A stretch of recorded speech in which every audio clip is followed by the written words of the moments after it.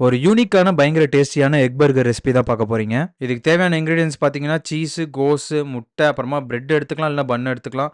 அப்புறமா பட்டர், அதுக்கப்புறம் ஜாம் இல்ல, கிசான். ஐயோ! தக்காளி சாஸுங்க. ஃபர்ஸ்ட்டு பட்டர இந்த மாரி தோசைக்கல்ல நல்லா உருக்கி விட்டுருங்க. அது மேல இந்த மாரி பன்ன வச்சு நல்லா டோஸ்ட் பண்ணுங்க. இந்த பன் பார்த்தீங்கன்னா, பாவ் பாஜி பன் மாரி ரொம்ப சாஃப்ட்டா இருந்தது. பர்கருக்கு வந்து இன்னும் கொஞ்சம் ஹார்டா வரும். அது கொஞ்சம் பெருசாவும் இருக்கும். இது வந்து கொஞ்சம் சாஃப்ட் சைட் தான். இத நல்லா டோஸ்ட் பண்ணி வச்சுட்டு, திரும்பி பேன்ல வந்து பட்டர் போட்டுட்டு, அதில வந்து நம்ம பாயில் பண்ண எக்ஸ்லாம் போட்டுருங்க. இத என்ன பண்ணணும்னா, இந்த மாரி நசுக்கிறதுக்கு ஏதாவது வச்சிருந்தீங்கன்னா, வச்சு நல்லா அத நசுக்கி விட்டுருங்க. நானும் இத நல்லா மசிக்கிறதுல நல்லா அந்த பாவ் பாஜி கிரேவி மாரி வரும் அப்படின்னு நெனச்சேன். பட் இது வந்து முட்டை பொடி மாஸ் மாரி தாங்க வந்தது.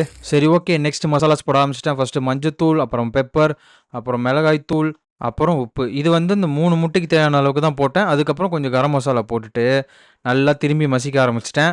இது இந்த வாட்டியாவது கொஞ்சம் ஒரு மாதிரி கிரேவி மாரி வருமான்னு பார்த்தா வரல. அப்புறமா கொஞ்சம் பட்டர் ஆட் பண்ணி பார்த்தேன். அப்பயும் வரல. கொஞ்சம் தண்ணி ஆட் பண்ணியும் பார்த்தேன். அப்பயும் வரல. ஆனா முட்டை ரொம்ப சாஃப்ட்டா சூப்பரா ஆயிடுச்சு.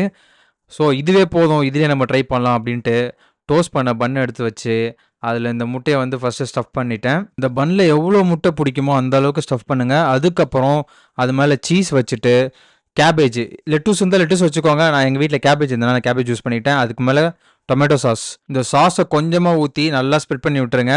மயோனைஸ் இருந்தா மயோனைஸ் ஆட் பண்ணிக்கலாம். ஸோ இதை ரொம்ப சிம்பிளா முடிக்கணும் அப்படின்ட்டு இதோடயே முடிச்சுக்கிட்டேன். பாருங்க, நம்ம பர்கர் ரெடி ஆயிடுச்சு. ரொம்ப சூடா இருந்தது. சரி, வாங்க இது எப்படி இருக்குன்னு பார்க்கலாம். ஃபர்ஸ்ட்டு ஒரு 2, 3 பைட்டு போயிட்டேன். ரெக்கார்ட் பட்டன் அழுத்த மறந்துட்டேன். அதுக்கப்புறம் உங்களுக்காக திரும்பி ரெக்கார்ட் பண்ணி அதை சாப்பிட்டு பார்த்தேன். அது டேஸ்ட் எப்படி இருந்ததுன்னா, அல்டிமேட்டாக இருக்குது. செம்மையாக இருக்குது. ட்ரை பண்ணி பாருங்கள். வேறு லெவல். இதோட ஃப்ளேவர் வந்து ரொம்ப நல்லா இருந்தது. இதை நீங்கள் செஞ்சு சாப்பிட்டு பாருங்கள். நான் இதை பற்றி பெருசாக எக்ஸ்பிளைன் பண்ண போகிறதில்ல. வெறுமையாக பண்ணோட தொட்டு சாப்பிடவும் சூப்பராக தான் இருந்தது. அடுத்த வீடியோவில் பார்க்கலாம். பாய்.